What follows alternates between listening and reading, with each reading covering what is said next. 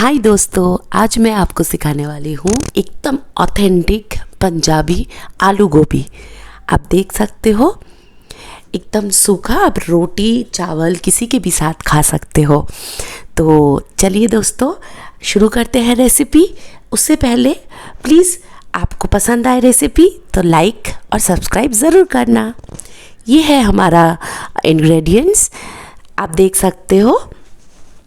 आलू ले लिया है, ये पानी है, लाइक जितना पानी हम लोगों को ज़रूरत होगा, और नमक और धनिया पाउडर, हल्दी पाउडर, चिली पाउडर, ज़ीरा पाउडर। ये मैंने घर में बनाया है, ठीक है। आप बाज़ार का भी यूज़ कर सकते हो। ये प्याज है, काट लिया है, टमाटर, धनिया लाइक बारीक बारीक काट लिया है। ये घी है, लाइक ये देसी घी है, मैं घर में ही बनाती हूँ।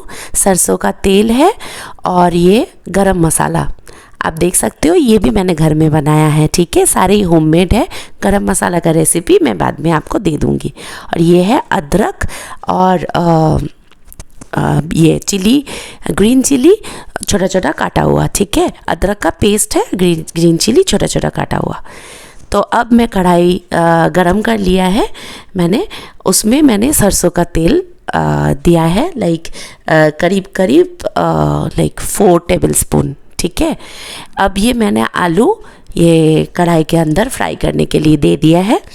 आप क्या कर सकते हो, जस्ट एक सीटी मार के नमक के साथ आप आलू थोड़ा सा बॉईल कर ले सकते हो, तो फिर रेसिपी और ज़्यादा इजी हो जाता है। पूरा बॉईल नहीं करना है, हाफ बॉईल कर लेना है, ठीक है। तो अभी मैंने नहीं बॉईल करा हुआ था, तो अभी मैं ये गोभी भी देती हूँ। तो गोभी भी आप थोड़ा सा ब्लांच कर लेना, ठीक है। तो फिर रेसिपी और ज़्यादा इजी होगा। तो बस हम लोगों को अभी फ्राई कर लेना है मीडियम आंच पे। हम लोगों को ये पूरा सब्ज़ी अच्छे से लाइक कुक कर लेना है, ठीक है। तो इसके बाद लाइक मैं अभी चला रही हूँ।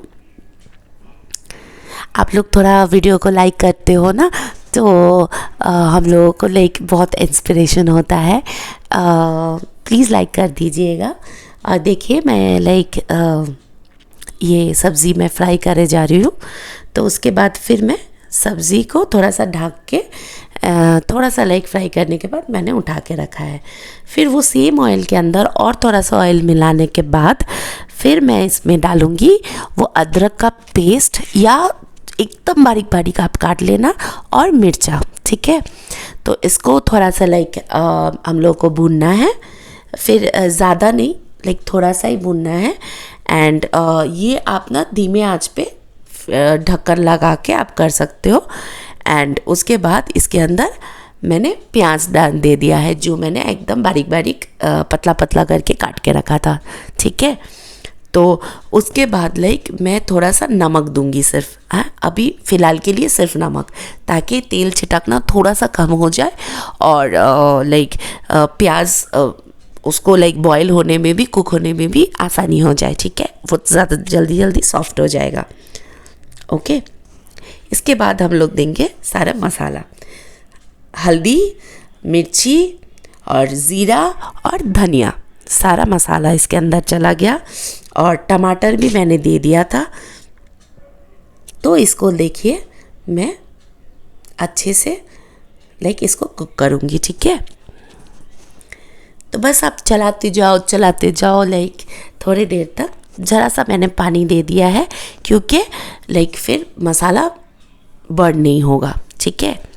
तो बस कुक करते जाओ लाइक 5-6 मिनट तक आपको कुक करना है। अब देखिए उसके बाद जब तक लाइक तेल उठना नहीं शुरू हो जाता है, लीड लगा के देखिए तेल उठना शुरू हो गया है, साइड से निकलना तेल शुरू हो गया है, तब तक आपको करना है। एंड इसके बाद हमको क्या करना है, वो जो मैंने फ्राई करके रखा हुआ था वो फ्राई कर लेना है, ठीक है। वो जो मैंने फ्राई करने दे दिया था, वो सब्ज़ी फ्राई करने के बाद फिर हमको क्या करना है, वो देसी घी इसमें दे देना है, ठीक है। देसी घी देने के बाद, सॉरी बीच में एक कॉल आ गया था, तो उसके बाद थोड़ा सा लाइक इसको कुक करने के बाद हम लोगों को क्या करना है, उसके अंदर ये सब्ज़ी को अच्छी तरह से कुक कर रहे हैं। उसके बाद हम लोग जो धनिया था ये इसके अंदर, धनिया का जो लीव्स है इसके अंदर करके डाल के उसको अच्छी तरह से हम लोग कुक करेंगे, ठीक है।